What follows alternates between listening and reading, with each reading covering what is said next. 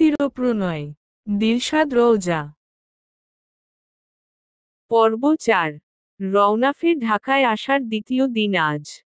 সকাল সকাল তৈরি হয়ে বের হচ্ছে হাসপাতালের উদ্দেশ্যে। অলসতার কারণে আজ আর সকালের খাবারটা তৈরি করা হয়নি। হাসপাতালের ক্যান্টিন থেকেই খাওয়ার চিন্তা করেছে। রওনাফের ফ্ল্যাট থেকে বাসার দূরত্ব ঘন্টা খানিকের পথ। জ্যামে পড়লে তো কথাই নেই। ছেলের স্কুল থেকে কাছে বিধায় এখানেই বাসা নিয়েছে। তারা থাকলে সেদিন বাইক নিয়েই বেরিয়ে পড়ে। আজও তেমন বাইক নিয়েছে। রাস্তার জ্যাম কম থাকায় তাড়াতাড়ি পৌঁছে যায়। বাইকটা পার্ক করে সোজা যায় ক্যান্টিনে। হালকা কিছু খাবার নিয়ে বসে পড়ে এক কোণের এক টেবিলে। খাওয়ার মাঝে ফোন বেজে ওঠে। স্ক্রিনে ভেসে ওঠে বন্ধু রায়হানের নানার। রায়হানও পেশায় একজন ডাক্তার। একই হাসপাতালে কর্মরত। ফোন রিসিভ করতে ওপাশ থেকে পুরুষালী কণ্ঠ ভেসে আসে। রায়হান, কই আছিস রে? তোর কেবিনে খুঁজলাম পেলাম না। রওনাফো ক্যান্টিনে আছি, চলে আয়।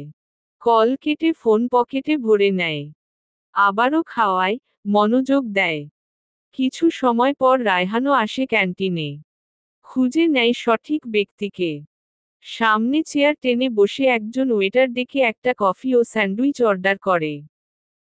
কিছুক্ষণের মধ্যে খাবার চলে আসে। খেতে খেতে সামনের ব্যক্তির উদ্দেশ্যে শুধায়, রায়হান নাহিল কই? দেখছি না ওকে। রওনাফ, না, ও বাড়িতে আছে। রায়হান, বাসায় একা কি করছে? ওর স্কুল আছে না? রোজ তো সাথে করে নিয়ে আসিস। রওনাফ, ওকে রাজশাহী রেখে এসেছি। গ্রামের বাড়ি। রায়হান, তুই রেখে আসলি ও থাকলো? তোর বাপ ভক্ত ছেলে থাকলো। কতদিনের জন্য রেখে আসছিস? রওনাফ, ৩ দিনের জন্য। আমি ৩ দিন পর যাচ্ছি সেখানে। রায়হান, তো যাবি যখন তাহলে আসলি কেন? রওনাফ, ৫ দিনের ছুটি অ্যাপ্লাই করব তাই। রায়হান, কোনো সমস্যা ভাই? হঠাৎ ছুটি নিবি? রওনাফ, বিয়ের জন্য ছুটি নেব। রায়হান, ওহ, তা কার বিয়ে? রওনাফ, আমার। এই শুক্রবার বিয়ে। রায়হান যেন হঠাৎই একটা ধাক্কা খেল। বিস্ময়ভরা চেহারা নিয়ে তাকায় রওনাফের মুখের দিকে। রায়হান, আসলেই? মজা করছিস না ভাই? রওনাফ, তুই আমার বেয়ান লাগিস যে বিয়ে নিয়ে মজা করব। বলে উঠে চলে যায় ক্যাশ কাউন্টারের দিকে। দুজনের খাবারের বিল মিটিয়ে বেরিয়ে যায়। রায়হানও তার পেছনে ছোটে। দৌড়ে গিয়ে জাপটে ধরে পেছনে থেকে। রায়হান, বল না, সব কিছু খুলে। না মানে হঠাৎ বিয়ে? পাত্রী কে? বাড়ি কই, ছবি আছে? দেখা না। রওনাফ, এত কৌতূহল ভালো না রায়হান। বিয়ে শুনছিস, এবার চুপ থাক। যা জানার লাঞ্চে চলে আসিস, তখন বলবো। এখন আমি ব্যস্ত, কাজ আছে। যা, নিজের কাজে যা। এর থেকে কম রাজশাহী। মিথিলা, এই ননদি তোমার না কলেজ আছে? যাবা কখন? ৮টা বাজে। সিরাত আর কলেজ? তোমার শ্বশুর শাশুড়ি ধরে বিয়ে দিচ্ছে পড়াশোনা করানোর জন্য। মিথিলা, মানে কি তুমি পড়াশোনা ছেড়ে দেওয়ার চিন্তা করতেছ? সিরাত, সে তো বিয়ের পর এমনিও ছাড়া লাগবে। তাই আমি না হয় আগেই ছাড়ি। মিথিলা, তোমার বর তোমাকে পড়াবে। তাই এসব ভাবনা মাথা থেকে ঝেড়ে উঠে রেডি হয়ে খেতে আসো। আমার যেন দ্বিতীয়বার ডাকা না লাগে। সিরাত, যথা আজ্ঞা আমার মা। এবার যাও, তোমারে আমার ভাই মিস করতেছে। এরপর বলবে আমি তার বউ নিয়ে আটকে রাখছি। মিথিলা, ফাজিল। যাও এখন।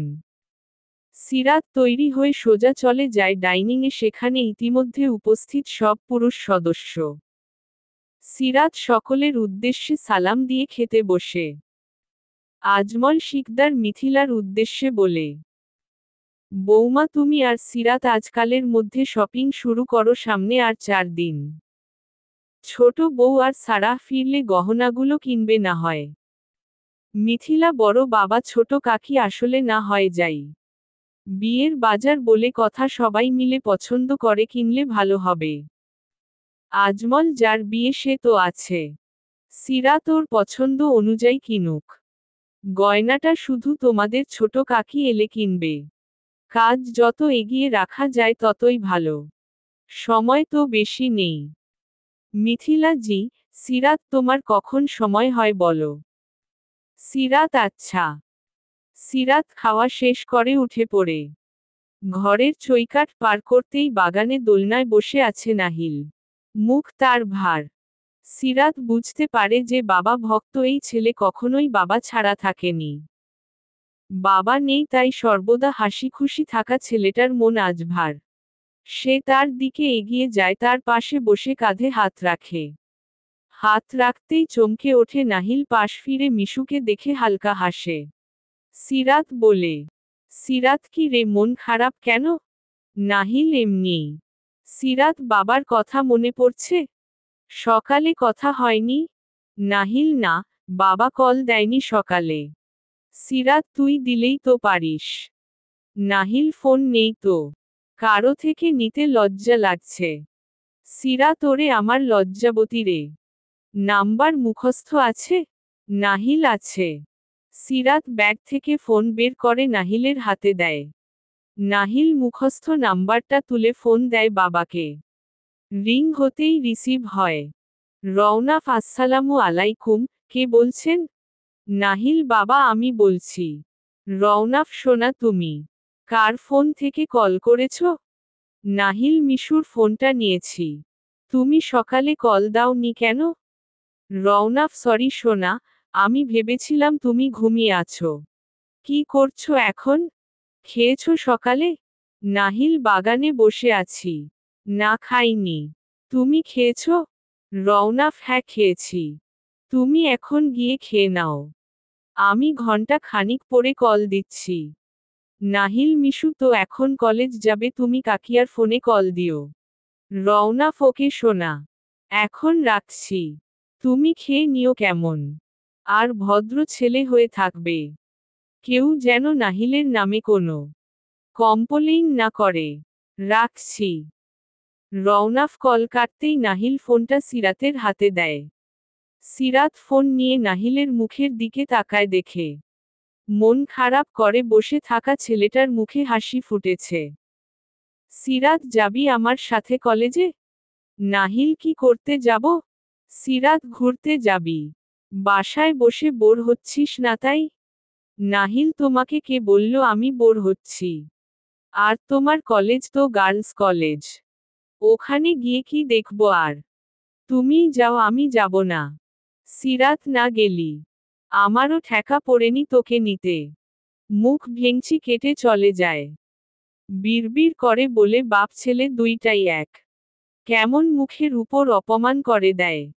আল্লাহ জানে ভবিষ্যতে কি আছে তার কপালে। কলেজের ক্লাস দুইটা শেষ, এখন ব্রেক টাইম চলছে। ইলা, শিহাব, চৈতি, মাহিন 5 জনের একটা গ্রুপ। একজন না আসলে বাকি 4 জনকে আর কলেজ এরিয়ায় খুঁজে পাওয়া যায় না। সবাই গোল হয়ে বসে আছে মাঠের শেষ মাথার পুকুর পাড়ে। তাদের আলোচনার বিষয়বস্তু শিহাবের প্রেম। সে কিছুদিন আগে একটা মেয়ে দেখেছে। এক দেখায় মন দিয়ে বসেছে। তাকে নিয়ে মনের মাঝে শত শত জল্পনা কল্পনা করেছে। কিন্তু আজই সে জানতে পেরেছে সে মেয়ে তার সিনিয়র। বিবাহিত। তার প্রণয়ের শুরুতেই সব শেষ। ইলা থাক, কষ্ট পাইস না। তোরে আর একটা খুঁজে দেব। ওইটাকে ভুলে যা। শিহাব বললেই কি ভোলা যায়? তাকে তো মন দিয়েছিলাম। আমার কল্পনা, স্বপ্ন সব জায়গায় এসে হানা দেয়। মাহিন তাই বলে বিবাহিত মহিলা নিয়ে ভাববি? ছি, অপবিত্র মন তোর। চৈতি থাক, বাদ দে। মনের উপর তো কারো হাত নাই। চল এই কষ্টে একটা ট্রিট দে তো শিহাব। সিরাত হয়, এইটা তুই ঠিক বলছিস। তুই আমাদের একটা ট্রিট দে। দেখবি গরিবরে দান করলে আল্লাহ তার রিজিক বাড়াইয়া দেয়। আয় উন্নতি হয়। সওয়াব হয়। শিহাব গরিব কে আবার? মহিন কেন আমাদের তোর চোখে পড়ে না? কি অভাবে চলি। 2-3 দিন খাই না। শিহাব আল্লাহর গজব পড়বে আপনাদের উপর আপনারা যা শুরু করেছেন। সিরাত গরিবের হক মারলে মরেও শান্তি পাবি না, এমন বদদোয়া দেব আজীবন সিঙ্গেলি মরবি। মাহিন চল হাট, সাহস কত আমাদের না করে। ধরে বেঁধে শিহাবকে নিয়ে যায় ক্যান্টিনে। সিরাতের ফোন বেজে ওঠে। মিথিলার ফোন। সে রিসিভ করতেই বলে, মিথিলা সিরাত তুমি বাড়ি চলে আসো, চাচি খেপেছে। বলছে 2 দিন পর বিয়ে, এখন বাইরে টইটি করে ঘুরছে। সিরাতে মহিলা আমার জীবনটা শেষ করে দিবে। থাকো তুমি, আসছি। ফোন কেটে সে ব্যাগপত্র নিয়ে উঠে পড়ে। চৈতি যাস কই? হইছে কি? সিরাত মরণ হইছে বলে হনহনিয়ে চলে যায় কলেজের বাইরে। দুপুর 2টা, কেবিনে মুখোমুখি বসে আছে 2 বন্ধু। একজনের মাঝে হাজার প্রশ্ন, অন্যজন নির্লিপ্ততা। নীরবতা ভেঙে রায়হান বলে, কাহিনী কি বল? মেয়েটাকে? রওনাফ চাচাতো বোন। খেতে থাকা রায়হানের হঠাৎ কাশি উঠে যায়। রওনাফ এক গ্লাস পানি এগিয়ে দেয়। পানি খেয়ে স্বাভাবিক হয়ে বলে, শুরু থেকে বল, একটা দাড়ি কমাও যেন বাদ না যায়। রওনাফ শুরু থেকে ঘটা সবকিছু বলে রায়হানকে। তবে সিরাতের অক্ষমতার কথাটা চেপে যায়। সে চায় না পরবর্তীতে এই নিয়ে সিরাতকে কোনো সমস্যায় পড়তে হয়। রায়হান, মেয়েটা তো ছোট, আর তুই কি কখনো ওকে ভালোবাসতে পারবি? এমন একটা সিদ্ধান্ত নেয়া কি ঠিক? রওনাফ, জানি না কি ঠিক কি ভুল। সে সময় মনে হয়েছে এটা ছাড়া আর কোনো রাস্তা নেই। মেয়েটাকে ভালো রাখার। আর যদি কখনো তার জন্য আমার মনে ভালোবাসার উদয় হয় তবে তো ভালো। রায়হান, যদি না হয়? রওনাফ, তবুও সে আমার স্ত্রী থাকবে। কত স্বামী স্ত্রী আছে ভালোবাসা ছাড়া ঘর করছে বছরের পর বছর। যদি না হয় তবে সে থাকবে শুধু দায়িত্ব, আর দুজন থাকবো দুজনের প্রয়োজন হয়ে। ভালোবেসে তো একজনকে এনেছিলাম, দিন শেষে সেই ভালোবাসাকে পায়ে ঠেলে চলে গেল। একটু থেমে আবার বলে, এবার না হয় প্রয়োজন বোধেই কাছে টানলাম। যদি থেকে যায়। রায়হান চুপ থেকে শোনে। কিছু বলার নেই তারা। কি বলবে, ঠিকই তো বলেছে। ভালোবাসার মূল্য কজন দেয়? রওনাফ, থাক তুই, রাউন্ডে যেতে হবে। সে রুম ত্যাগ করে। রায়হান তার যাওয়ার দিকে তাকিয়ে থাকে। তার একটাই চাওয়া, এবার যেন তার বন্ধুটা সুখের মুখ দেখতে পায়। চলবে। সমাপ্তির প্রণয়। দিলশাদ ও রওজা। পর্ব 5, প্রথমাংশ। তুমি সুখ যদি নাহি পাও, যাও সুখেরই সন্ধানে যাও। তুমি সুখ যদি নাহি পাও, যাও সুখেরই সন্ধানে যাও। আমি তোমারে পেয়েছি হৃদয় মাঝে, আর কিছু নাহি চাই গো। আমারও পরানো যাহা চায়, তুমি তাই, তুমি তাই গো। আমারও পরানো যাহা চায়।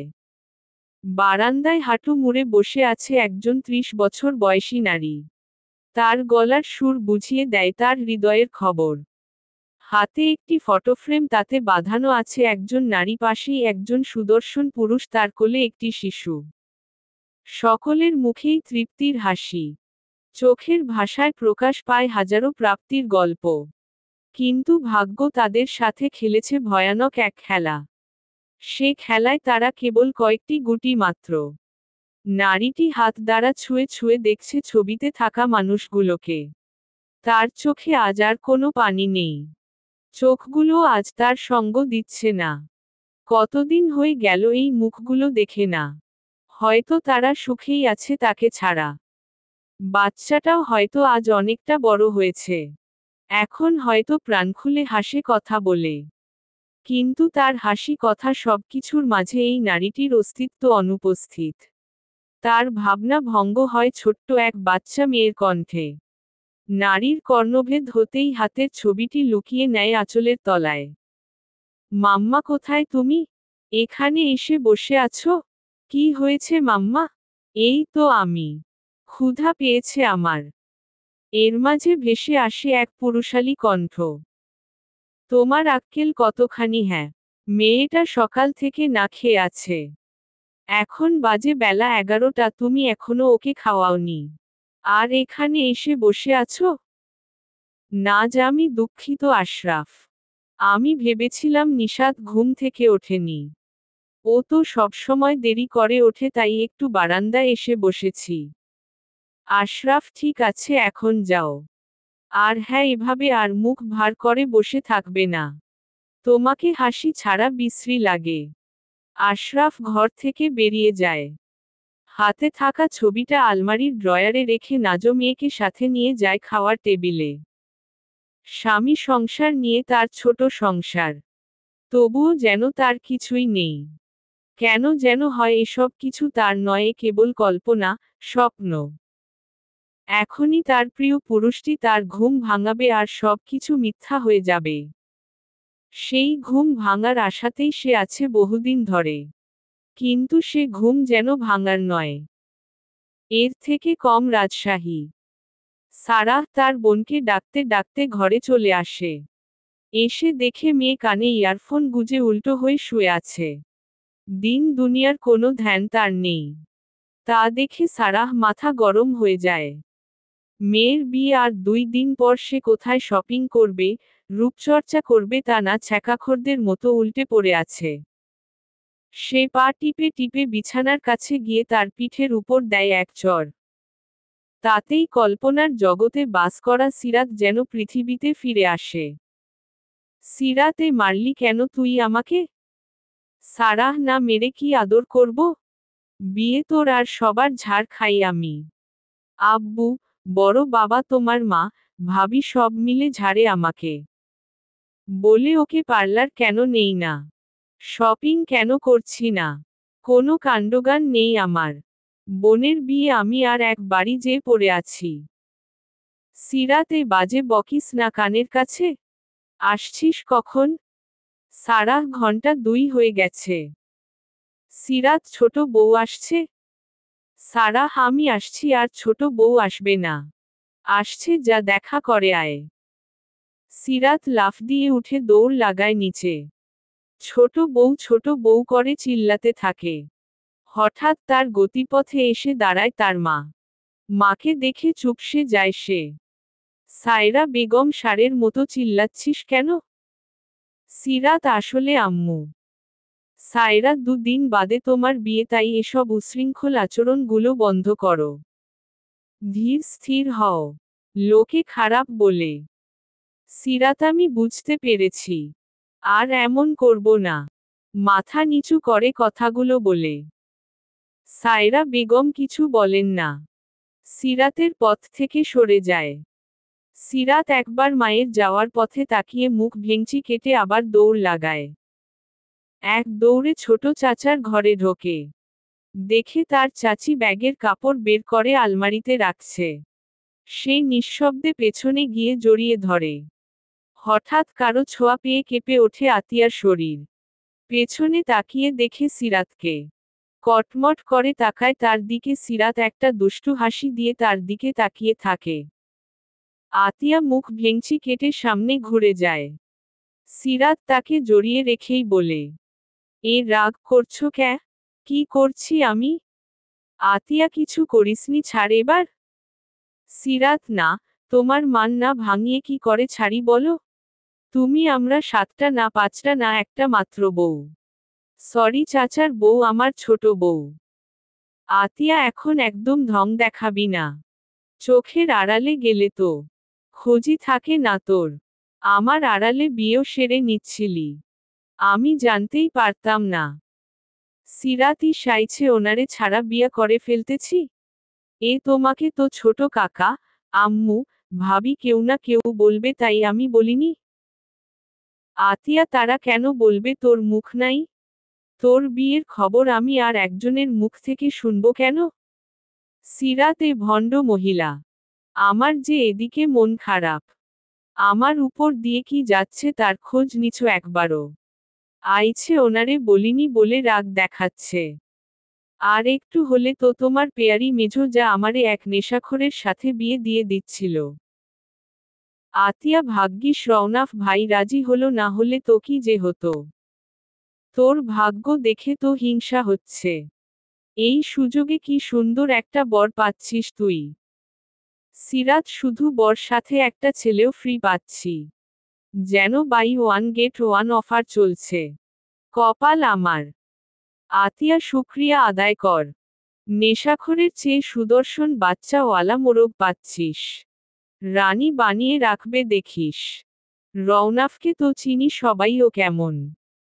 সিরাত হয় চাকরানি বানাই রাখবে। এখনই বাপ ছেলের যা ভাব। কথার আগে পিছে ডাইরেক্ট অপমান করে দেয়। আতিয়া বাদ দে, যা হবে ভালো হবে।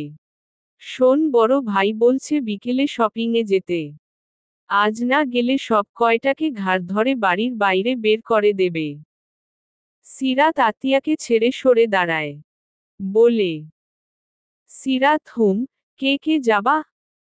আতিয়া তুই, মিথিলা, সারা আর আমি। সিরাত সিনান। আতিয়া বাচ্চা কাচ্চা নিয়ে শপিং করা যায়?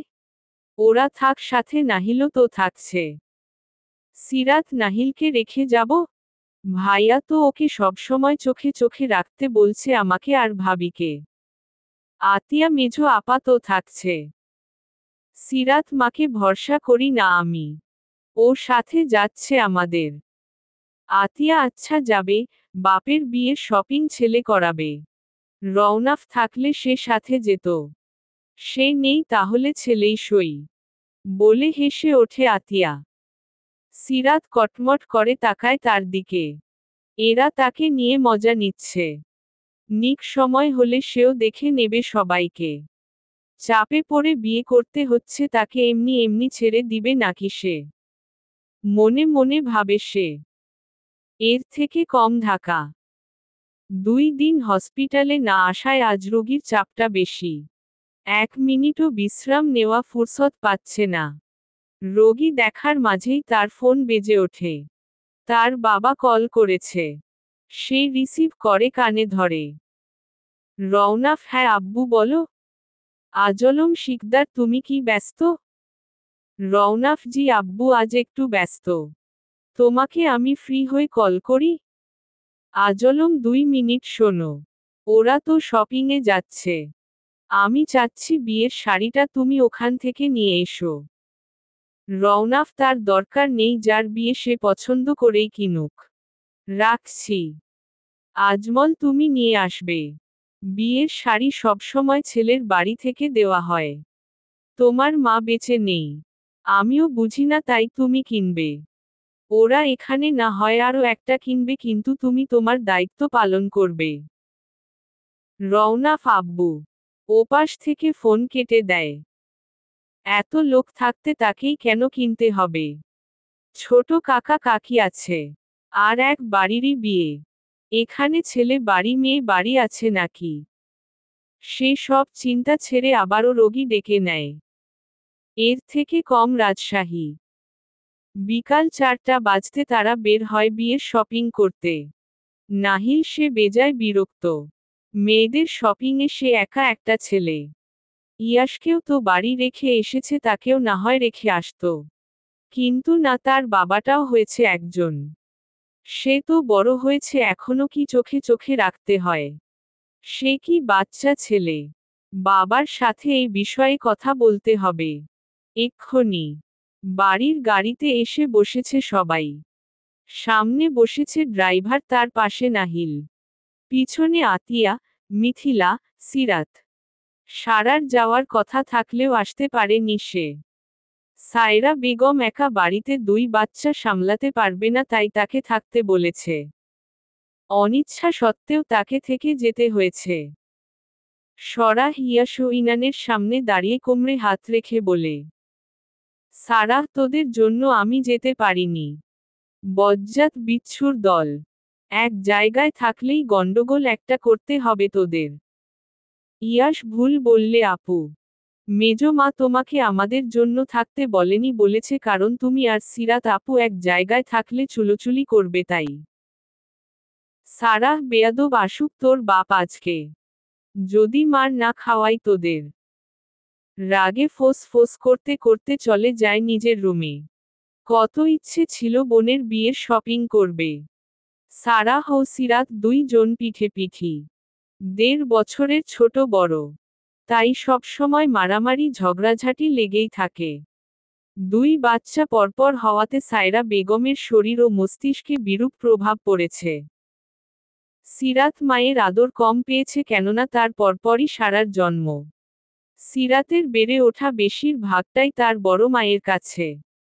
তার বড় মা মারা গিয়েছে তার যখন 8 বছর বয়স তখন। এরপর অনেকটা একাই বেড়ে উঠেছে। এরপর আতিয়া এলে সে ঘোচায় সিরাতের একাকিত্ব। তাই তো আতিয়াকে সিরাত এত ভালোবাসে। এ কারণেই মায়ের সাথে তার এত দূরত্ব। রওনাফের কাজের মাঝে আবার তার ফোনটা কর্কশ স্বরে বেজে ওঠে। বিরক্তি নিয়ে ফোনটা হাতে নিতেই দেখে মিথিলার নাম্বার। না চাইতেও রিসিভ করতে হয়। রিসিভ করতেই ভেসে আসে নাহিলের গলা। নাহিল বাবা তুমি এ কোথায় ফাঁসিয়ে দিয়েছ? রওনাফ কেন বাবা কি হয়েছে? নাহিল তুমি কাকিয়া আর মিশুকে কি বলেছ আমাকে চোখে রাখতে? আমি কি বাচ্চা? নাহিলের কথা শুনে পিছন থেকে সিরাত বলে ওঠে। তুই বাচ্চা হবি কেন তুই তো চৌবাচ্চা। নাহিল সিরাতের দিকে ফিরে বলে। তুমি কথা বলবে না? তুমি টেনে আমাকে এই মেয়েদের শপিংয়ে এনেছ। আবার আমাকে চৌবাচ্চা বলো। সিরাত চৌবাচ্চাকে তো চৌবাচ্চাই বলবো। বয়স না মোটে ভাব দেখলে বাঁচি না। নাহিল তোমার মতো নাকি সারাদিন এর সাথে ওর সাথে ঝগড়া করি? সিরাত কার সাথে করি ঝগড়া? তুই সেধে এসে গায়ে পড়ে ঝগড়া বাঁধাস। ঝগড়ুটে ছেলে। মেয়েদের মতো ঝগড়া করে। মুখ ভেঙচি দিয়ে অন্যদিকে তাকায়। নাহিল তুমি ঝগড়ুটে। মেঝো দিদা ঠিকই করে। সারাদিন তোমাকে বকে। সিরাতের মতো সেও মুখ ভেঙচি দেয়। রওনাফ এত সময় তাদের তর্কাতর্কি শুনছিল। আর অবাক হচ্ছে এটা তার সেই শান্তশিষ্ট ছেলে। রামিম কাল রাতেও কল করে হাসতে হাসতে বলেছিল এখানে 2 থেকে তার ছেলে ঝগড়া শিখে গেছে। রোজ 3 বেলা সিরাতের সাথে বাঁধে। সে ধমকে ওঠে নাহিলকে। রওনাফ নাহিল, বড়দের সাথে এভাবে কথা বলো তুমি? একটু কড়া সুরে বলল কথাটি। নাহিল বাবার কথা শুনে চুপসে যায় সে বলেই বসেছিল কলে তার বাবা আছে। সে সিরাতের দিকে কটমটিয়ে তাকিয়ে বলে। সরি বাবা।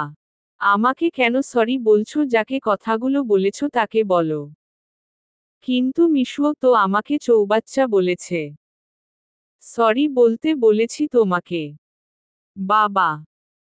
তোমার বাবা কি তোমাকে এটা শিখিয়েছে যে নাহিল বড়দের মুখে তর্ক করে? তুমি তর্ক করলে, ঝগড়া করলে তো তারা বলবে নাহিলের বাবা তাকে ভালো শিক্ষা দেয়নি। তুমি কি চাও তারা তোমার বাবাকে খারাপ বলুক? একটু নরম সুরে বলে কথাগুলো। না, আমি চাই না তোমাকে কেউ খারাপ বলুক। তাহলে মিশুকে সরি বলো। ওকে, এখন রাখি, আমি মিশুকে সরি বলে দেব। আমি কলে থাকা অবস্থায় বলো। আমি নিজ কানে শুনতে চাই। নাহিল অনিচ্ছা থাকা সত্ত্বেও সিরাতের দিকে তাকিয়ে বলে। সরি মিশু। আমি আর তোমার সাথে ঝগড়া করব না। সিরাত নাহিলের মুখের অবস্থা দেখে মিটমিট করে হাসে। আতিয়া তার দিকে কটমটিয়ে তাকায়। রওনাফ কল কেটে দেয়। নাহিল মিথিলার ফোন তাকে ফেরত দিয়ে দেয়। নাহিল মাথা নিচু করে চুপ করে বসে থাকে। আজ মিশুর জন্য তার বাবার সামনে তার ইমেজ নষ্ট হয়েছে। এতে তার বেজায় মন খারাপ। সিরাত তার দিকে আর চোখে তাকিয়ে বলে। ভদ্র বাপের অভদ্র ছেলে। নাহিল তার দিকে তাকিয়ে বলে। এই তোমার বাবা কি তোমাকে শেখায়নি বাচ্চাদের সাথে কিভাবে কথা বলতে হয়? লজ্জা লাগে না বাচ্চাদের সাথে ঝগড়া করতে আসো? সিরাত তার কথায় পাত্তা না দিয়ে বলে। আমার আব্বু আমাকে বাচ্চাদের সাথে কেমন কথা বলতে হয় তা শিখিয়েছে কিন্তু চৌবাচ্চাদের সাথে কিভাবে কথা বলতে হয় তা আমি নিজে শিখে নিছি। মিথিলা বিরক্ত হয়ে ধমকে বলে, এ তুমি কি বাচ্চা? ওর পিছনে লাগছো কেন এভাবে? মিথিলার ধমক খেয়ে সিরাত চুপ হয়ে যায়। তা দেখে নাহিল মিটমিটিয়ে হেসে বলে, ভদ্র বাবার অভদ্র মেয়ে। নাহিলের কথা শুনে অবাক হয়ে তাকায়। এই ছেলে তার কথা তাকেই ফিরিয়ে দিচ্ছে। এদিকে কল কেটে ফোনের দিকে তাকিয়ে থাকে রওনাফ, ভাবে একসাথে এদের কিভাবে সামলাবে। সেকেন্ডে সেকেন্ডে ঝগড়া বেঁধে যায়। ছেলেটাও হয়েছে তেমন, 2 দিন থেকেই কেমন ঝগড়ুটে হয়ে গেছে। চলবে। সমাপ্তির প্রণয়। দিলশাদ ও রওজা। পর্ব 5 দ্বিতীয়াংশ। এর থেকে কম রাজশাহী। ছোটখাটো খুনসুটির মধ্য দিয়ে তারা শপিং শেষ করে বাড়ি ফেরে। তারা ফিরেছে রাত তখন 8টা বেজে গেছে। বসার ঘরে সবাই গোল হয়ে বসে জিনিসগুলো দেখছে। শাড়ি গয়না ছাড়াও আরও বেশ কিছু জিনিস কেনাকাটা হয়েছে। বাকি আছে বরের কিছু জিনিস। সেগুলোও যত দ্রুত সম্ভব কিনে ফেলতে হবে। আরাফাত শিকদার বলেন, মেয়ের কেনাকাটা তো প্রায় শেষ। এবার ছেলের কেনাকাটা করতে হবে। আজ একসাথে করে নিলেই পারতে। হাতে আর বেশি সময় নেই। আজমল শিকদার, মেয়েরা তো আর বুঝবে না ছেলেদের জিনিস কেনা। আমিই নিষেধ করেছি আতিয়াকে। ওটা বরং তোরা গিয়ে কিনে আনিস। ইশতিয়াক, বড় ভাইজান, ও যা খুঁতখুঁতে, আমাদের কেনা কি পছন্দ হবে? আজমল শিকদার, এখন কি তাহলে যার জিনিস তাকে কিনতে বলবো? এমনিতেও বিয়ের শাড়ি কিনতে বলাতেই কেমন দোনামোনা করছে। এখন এগুলোর কথা বললে কি রাজি হবে? রামিম ভাইয়াকে কল করে শুনলেই হয়। তারটা সে নিজে কিনবে কিনা। ইশতিয়াককে বলছে, তোর মাথায় বুদ্ধি নেই? কত বুদ্ধি আমার ভাতিজার। এ তোর মনে হয় ওকে তুই জিজ্ঞেস করবি আর ও বলবে ওর বিয়ের বাজার ও করবে কিনা? তাদের কথাবার্তা এই প্রথম মনে হয় সিরাত একটু লজ্জা পেল। বিয়ে নিয়ে তার মধ্যে আলাদা কোনো অনুভূতি কাজ করছে না। না ভয় না লজ্জা। যেন স্বাভাবিক সবকিছু। তবে আজ সবার মুখে এমন সরাসরি আলোচনা শুনে একটু খানিক লজ্জা পেল। সে ধীরে সুস্থে নিজের জায়গা ত্যাগ করে সিঁড়ি ডিঙিয়ে চলে আসতে গেলে মিথিলা ফিসফিস করে তাকে বলে, ননদি কি লজ্জা পেল? সারা, হায় হায়, দেখো ভাবি লাল হয়ে গেছে মুখ। আতিয়া, আমি তো অবাক হলাম ওর লজ্জা পাওয়া দেখে। সিরাতে, থামবে তোমরা? তোমরা বুঝি বিয়ের সময় লজ্জা পাওনি? সারাহ কাকি, ভাবি আর তুই কি এক হলি? সিরাত বজ্জাত স্বর সামনে থেকে। সিরাত চলে যায় তাদের রেখে। এদিকে সিরাতের অবস্থা দেখে ওরা 3 জন একচোট হেসে নেয়। রাতের খাওয়া দাওয়া শেষ করে যে যার ঘরে চলে যায়। নাহিল থাকছে তার দাদার কাছে। বাবার মতো দাদাকেও সে একটু ভয় পায়, তাই তো তার উপস্থিতিতে সে ভদ্র বাচ্চার ন্যায় থাকে। ছাদে ইশতিয়াক আর রামিম দাঁড়িয়ে আছে। দুজনে নিশ্চুপ। তবুও তাদের মাঝে চলছে শব্দহীন অনেক আলাপ। নীরবতা ভেঙে রামিম বলে, কাকাই, আমার না বোনের জন্য চিন্তা হচ্ছে। এত কিছু হয়ে গেল। ও কত স্বাভাবিকভাবে বিয়েতে রাজি হয়ে গেল। অন্যদিকে ভাইয়া যে এত বছরে বিয়ে করতে চায়নি, সেও হঠাৎ রাজি হয়ে গেল। ইশতিয়াক, কেন রাজি হওয়াতে কি খুশি হোসনি? সিরাত, তোর বোন নিজের কুমারী বোনকে একজন বাচ্চা সমেত পুরুষের সাথে মানতে হয়তো তোর কষ্ট হচ্ছে। কিন্তু ভেবে দেখছিস না যে বিয়েটা না হলে ওর জীবন কতটা হুমকির মুখে পড়বে? তোর মা ওকে কম জ্বালায়, মেয়েটা চাপা স্বভাবের, তাই কিছু বলে না। তোর মা তো ওকে যেন তেন করে তাড়ালেই বাঁচে। রামিম, সে তুমি ঠিক বলেছ, মায়ের যে কি সমস্যা কে জানে। সবার বেলায় ঠিক, ওর বেলায় যত রাগ জেদ। ইশতিয়াক, মেয়েটার বিয়েটা হয়ে যাক। ওকে দূরে পাঠিয়ে দেব। রওনাফের কাছে ও ভালো থাকবে। রওনাফ ওকে ভালো রাখবে।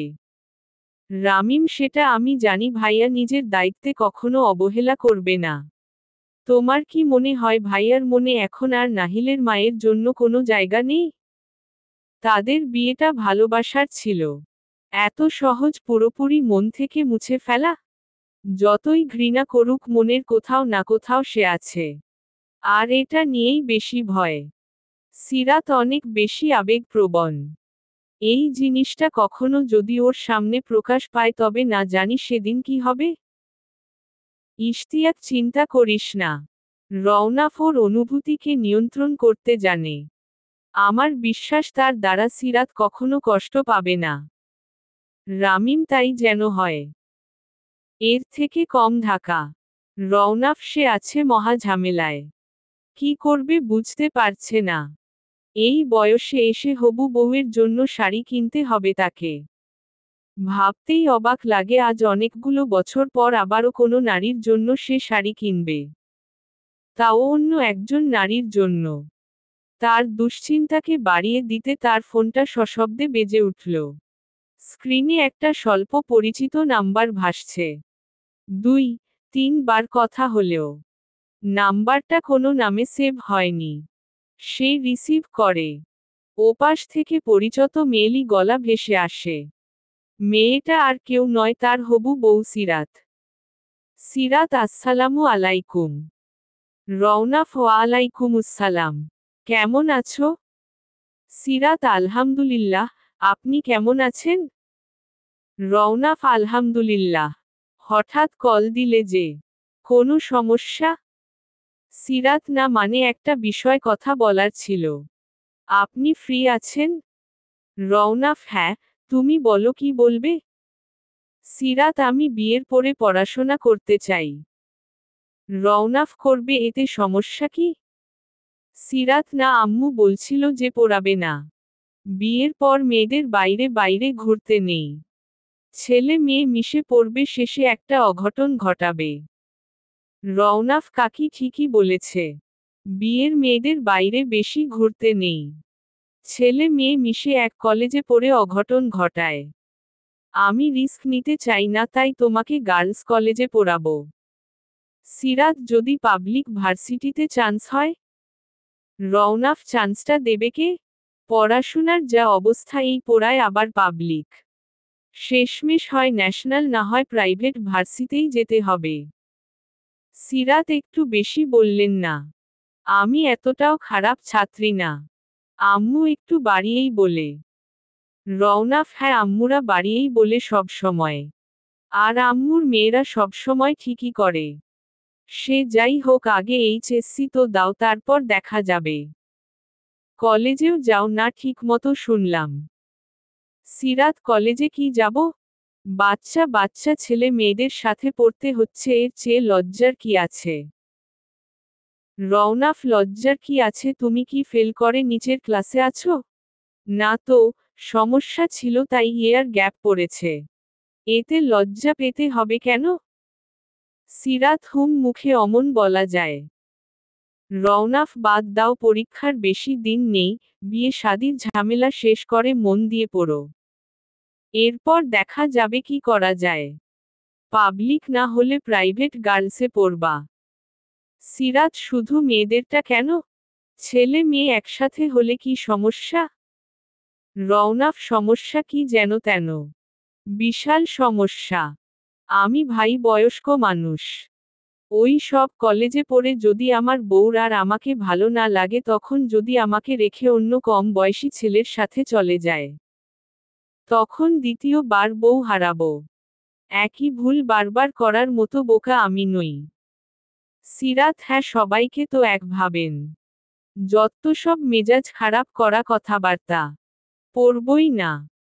রওনাফ সেই ভালো তাহলে অন্তত চিন্তা মুক্ত থাকতে পারবো। আর রেজাল্ট ভালো না হলে আমি এমনিও পড়াবো না। এখন ফোন রেখে যাও ঘুমাও। রওনাফ কল কেটে দেয়। সে যতই মজা করে কথাগুলো বলুক সে বোঝে মেয়েটা কতটা দুশ্চিন্তায় আছে। অনিশ্চয়তায় আছে তার জীবন নিয়ে। তাই তো সহজ করার এই ছোট্ট প্রচেষ্টা তার। সে চায় সে যেমনই থাকুক তার কাছের মানুষগুলো সবসময় ভালো থাকুক। এর থেকে কম পরদিন। সকাল 9:30। আশরাফ দেখে তার রুমের পাশের দরজাটা এখনো খোলেনি আজ। একটু চিন্তিত হয় সে।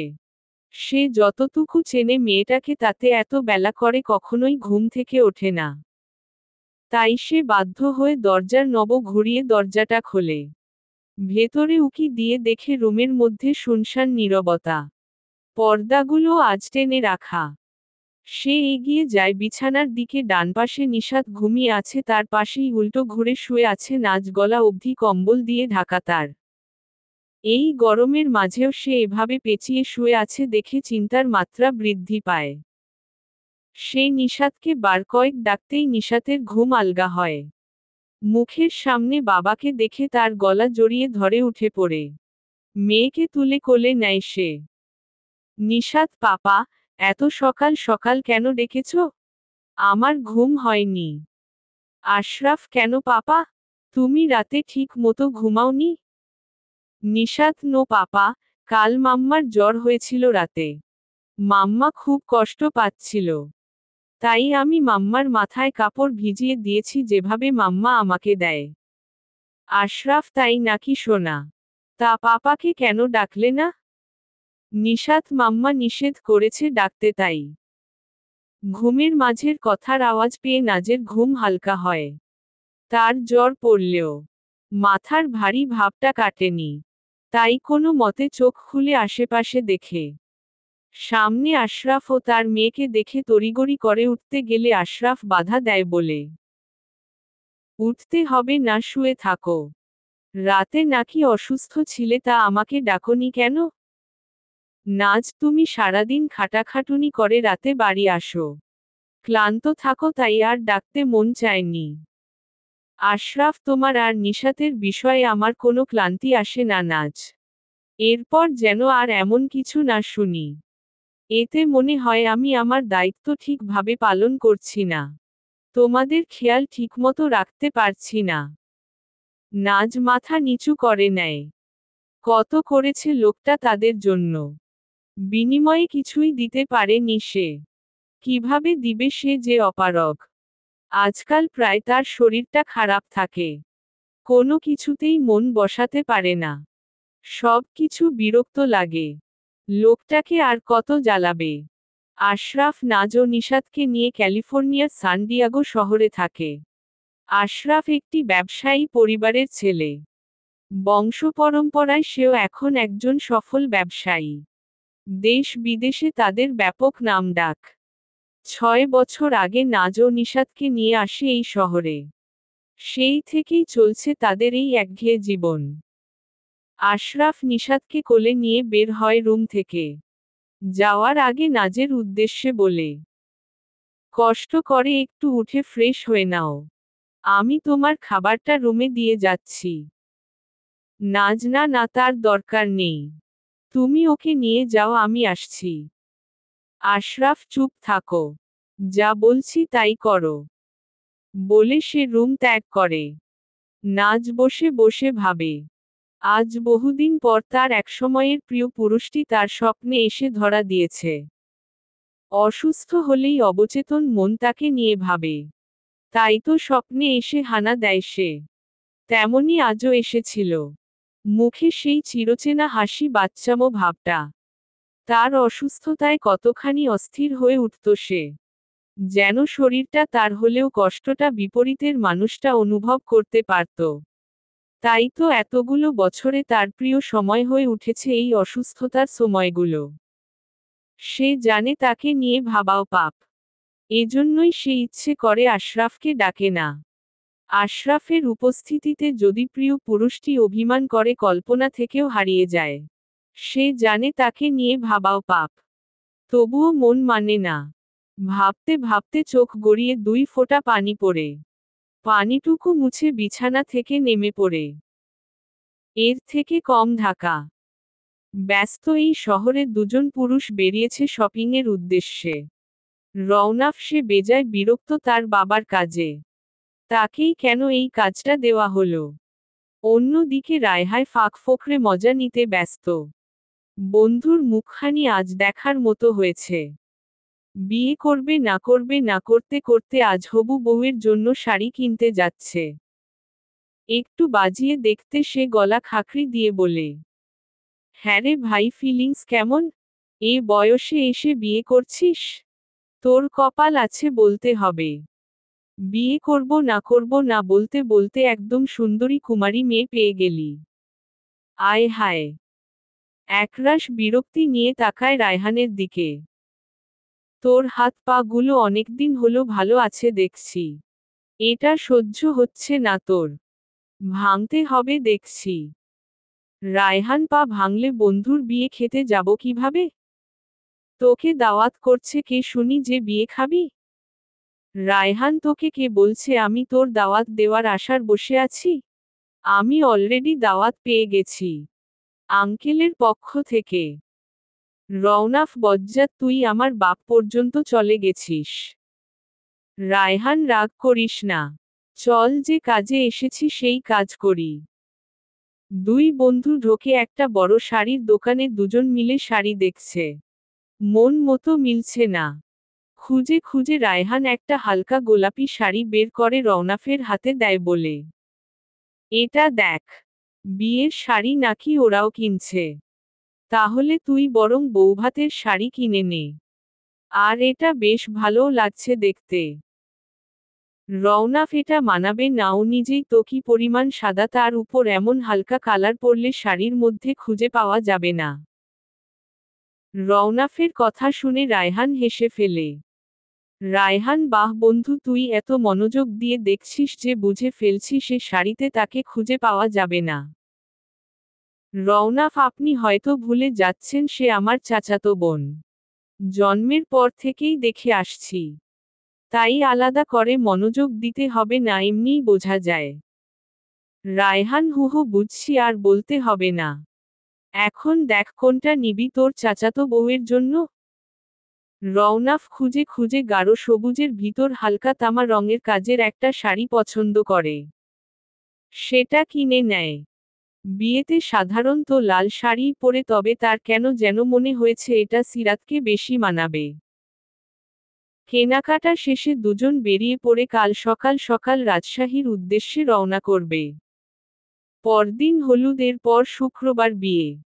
সে শুধু চেয়েছিল কাবিন করবে। দ্বিতীয় বিয়েতে আর কি বা অনুষ্ঠান।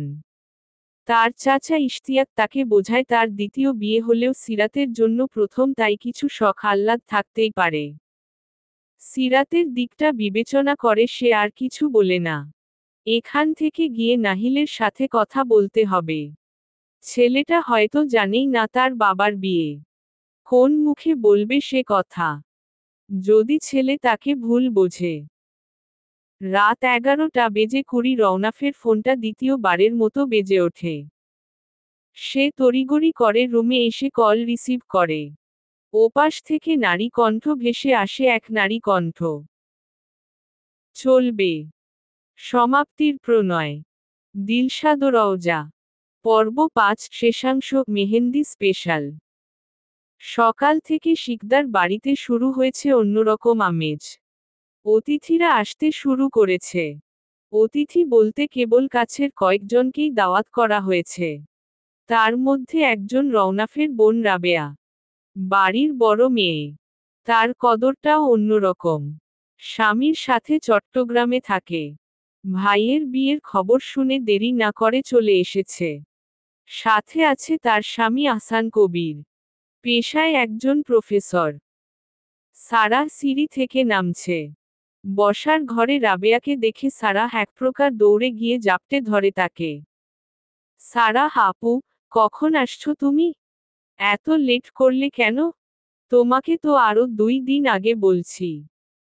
রাবেয়া, তোর ভাইয়া ছুটি ম্যানেজ করতে একটু সময় লাগছে। সিরাত কই? সারাহ ও রুমে আছে।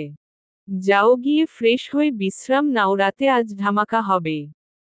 রাবেয়া, কি ধামাকা শুনি? কোন খিচুড়ি পাকাচ্ছিস? সারাহ, এই কোনো খিচুড়ি বিরিয়ানি না। সব প্ল্যান ভাবি আর কাকিয়ার। রাবেয়া, করবিটা কি? সারাহ রাবেয়ার কানে কানে কিছু বলে। রাবেয়া একটু ঘাবড়ে যায়।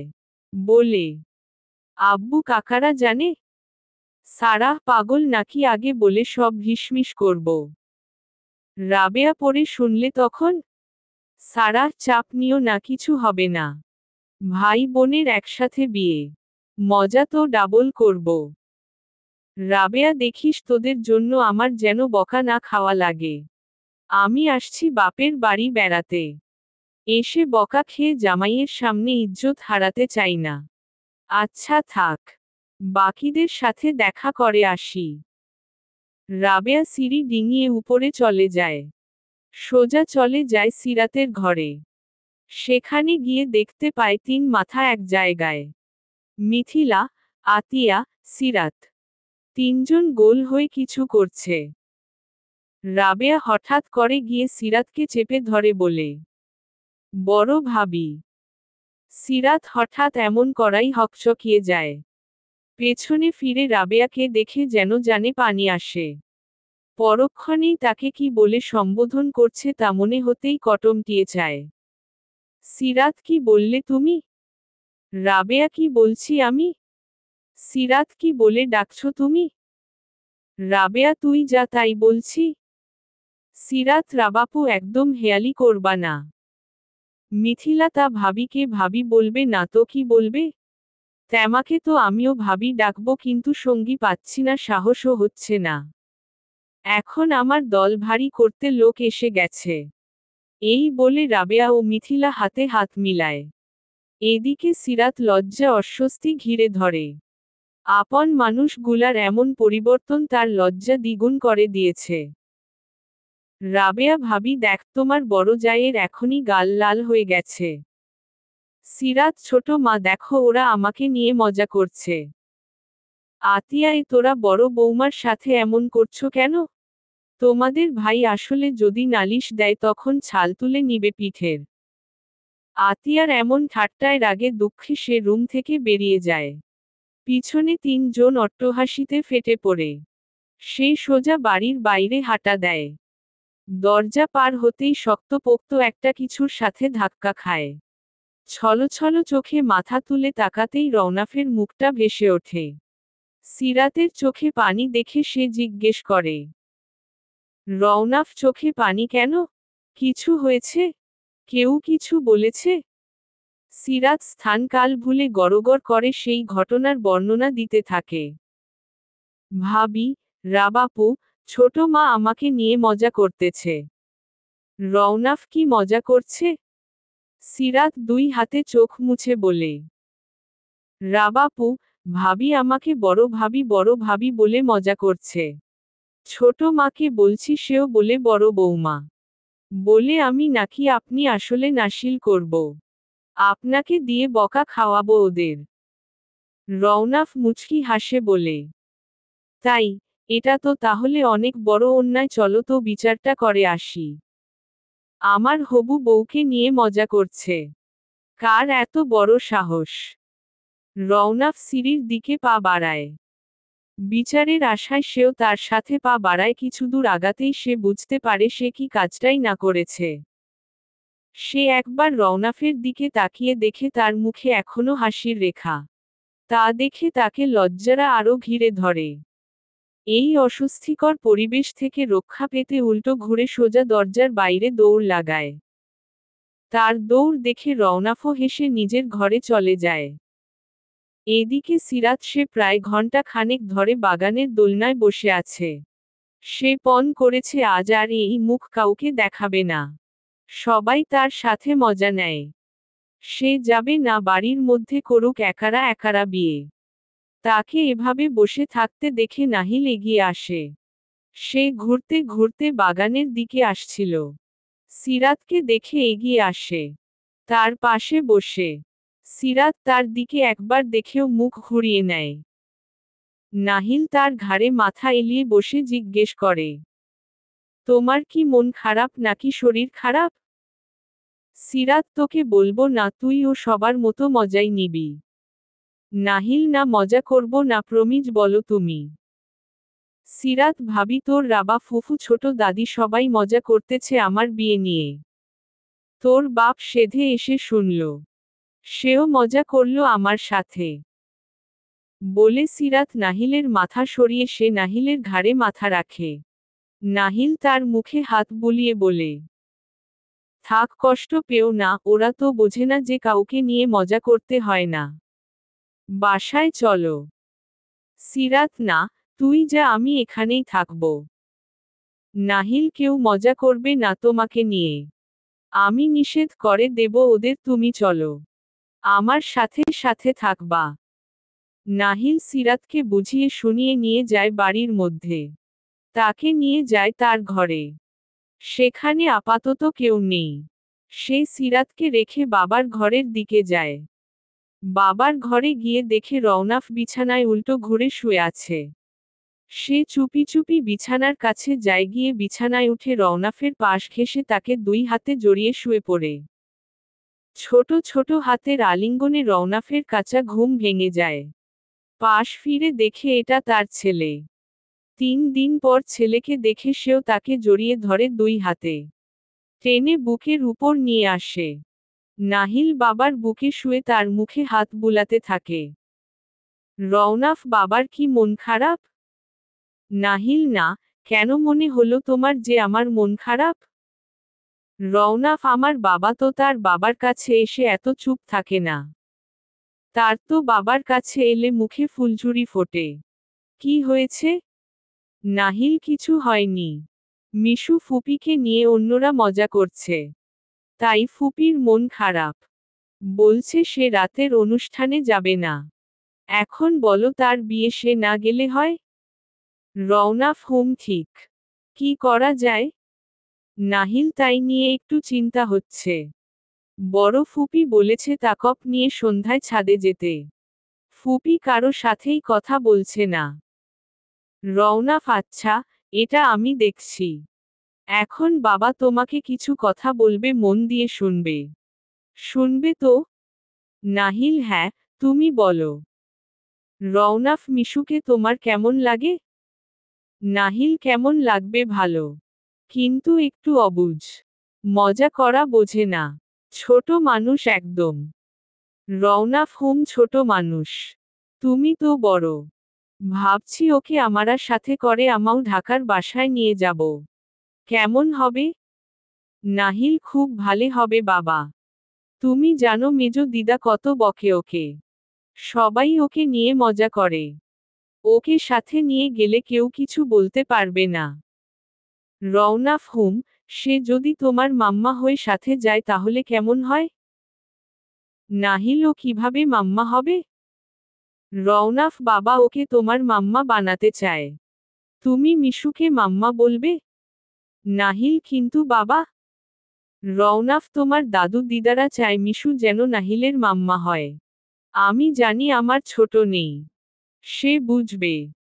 তাই তোমাকে বলছি, তোমার দাদু দিদারা মিশুর সাথে তোমার বাবার বিয়ে দিয়ে মিশুকে তোমার মাম্মা বানাতে চাচ্ছে।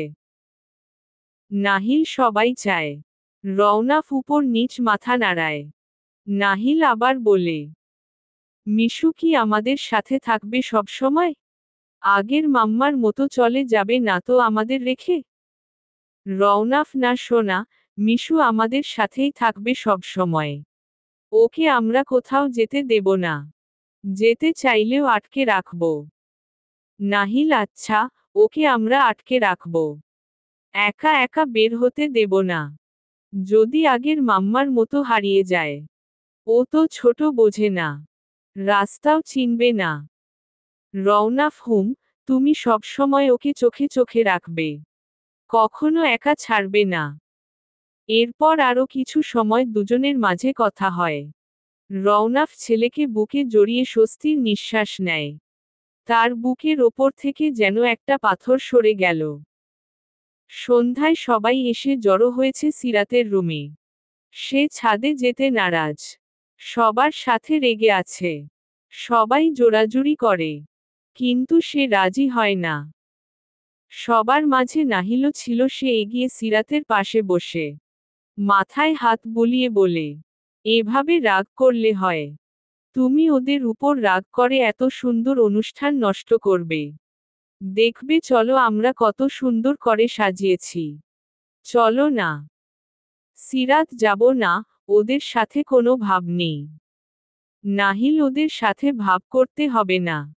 বাবা বলেছে তোমাকে আমার মাম্মা বানাবে। তাই তুমি আমার সাথে ভাব করেই চলো।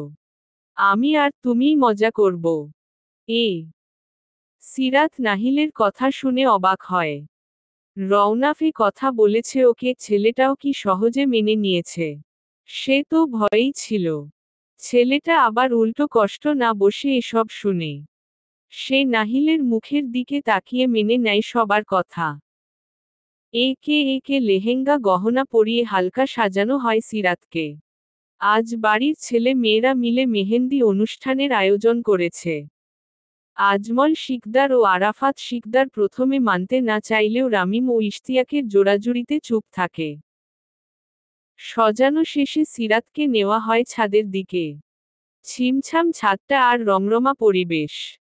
চারদিকের আলো যেন রাতের আঁধারকে মুছে দিয়েছে। এক পাশে ছোট করে প্যান্ডেল করা হয়েছে।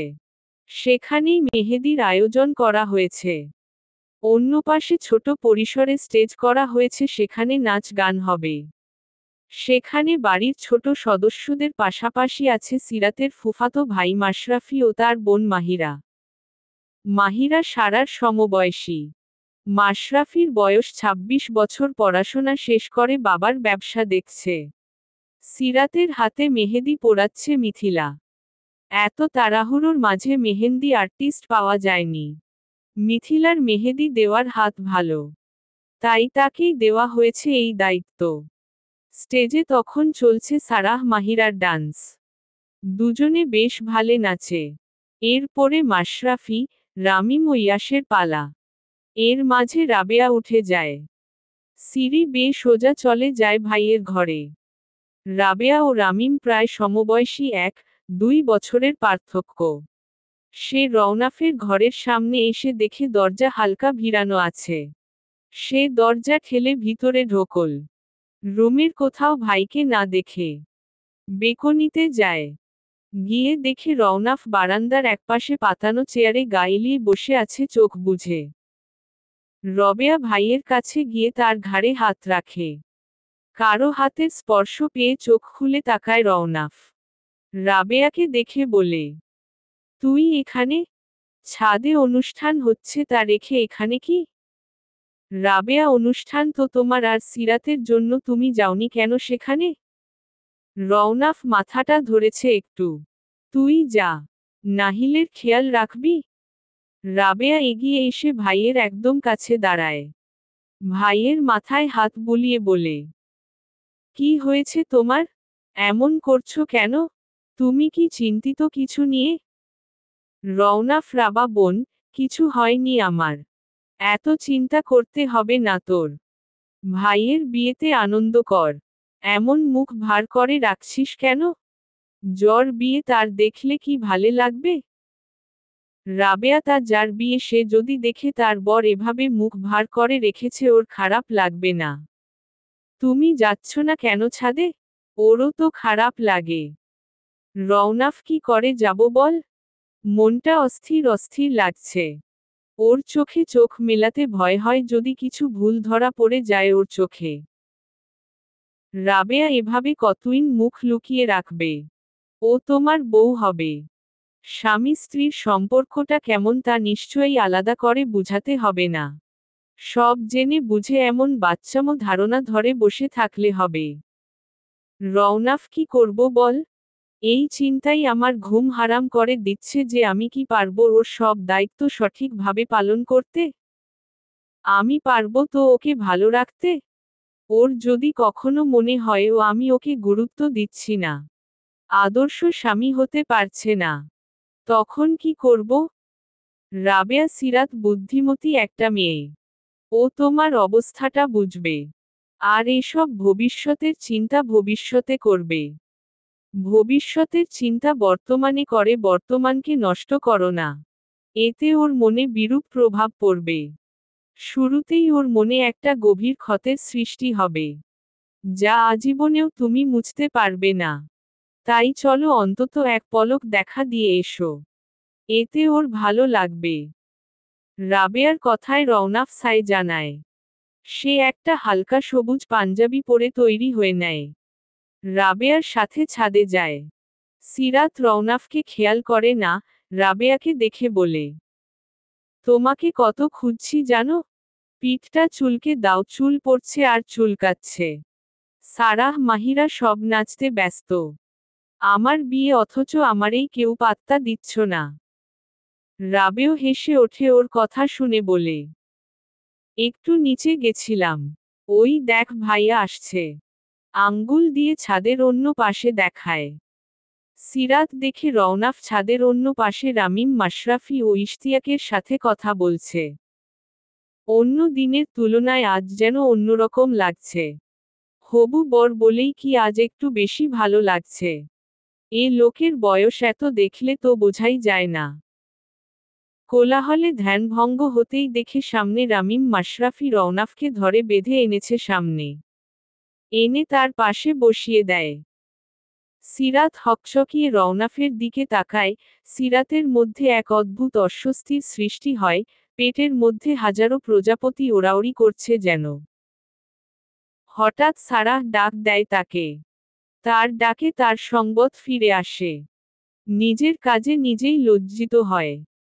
সরাহ রওনাফ ও সিরাতের হাত পাশাপাশি মিলিয়ে মেহেদি দিয়ে লাভ আঁকায় তার মাঝে দুজনের হাতে দুজনের নাম লিখে দেয়। এদিকে রওনাফ যেন কাঠের পুতুল, মাত্র মুখে কৃত্রিম এক হাসি ঝুলিয়ে রেখেছে। সিরাতের উপস্থিত ছোঁয়া যেন তার মাঝে কোনো অনুভূতিই জাগ্রত করতে পারছে না। এক পর্যায়ে মেহেদি কার্যক্রম শেষ করে কিছু কাপল ফটোশ্যুট করে। এরপর মাথা ব্যথার বাহানায় রওনাফ ছাদ থেকে নেমে যায়। সবাই যার যার মতো নাচ গান আড্ডায় ব্যস্ত। সিরাত একা একা বসে মশার কামড় খাচ্ছে। এদের আক্কেল বলিহারি। যার বিয়ে তারে কেউ গুরুত্ব দিচ্ছে না। সে চাইছে তার নিজের কিছু সিঙ্গেল ছবি তুলবে। কাউকে পাচ্ছে না। কতক্ষণ পর নাহিল এদিকে আসে। নাহিলকে দেখে সিরাত নিজের কাছে ডাকে বলে, আব্বা শোন একটু। নাহিল বলো কি বলবা? সিরাত আমাকে কয়টা ছবি তুলে দিবি সোনা? দেখ কেউ দিচ্ছে না। কারো আমার দিকে খেয়ালই নেয়। অথচ বিয়ে আমার। নাহিল আমি তো পারি না তুলতে। সিরাত আমি শিখিয়ে দিচ্ছি। তুই তোর মতো তুলে দে। সিরাত বিভিন্ন পোজ দিচ্ছে, নাহিলকে বুঝিয়ে বুঝিয়ে দিচ্ছে আর নাহিল তার ছোট্ট হাতে ছবি তুলে দিচ্ছে। তাদের থেকে কিছুটা দূরে দাঁড়ানো রাবেয়া পুরো মুহূর্তটা ক্যামেরা বন্দি করে কারো হোয়াটসঅ্যাপে সেন্ড করে। অপর পাশের ব্যক্তিটি তা দেখে মুচকি হাসে। বারান্দার রেলিংয়ে হাত ছড়িয়ে আকাশে তাকিয়ে দীর্ঘশ্বাস ছেড়ে বলে, আমাকে শক্তি দাও প্রভু। আমাকে এই যন্ত্রণা থেকে মুক্তি দাও। হে প্রভু, আমাকে শক্তি দাও, আমি যেন আমার সাথে জোড়া এই মানুষ দুটোকে যেন ভালো রাখতে পারি। আমার দ্বারা যেন ওরা কষ্ট না পায়। চলবে।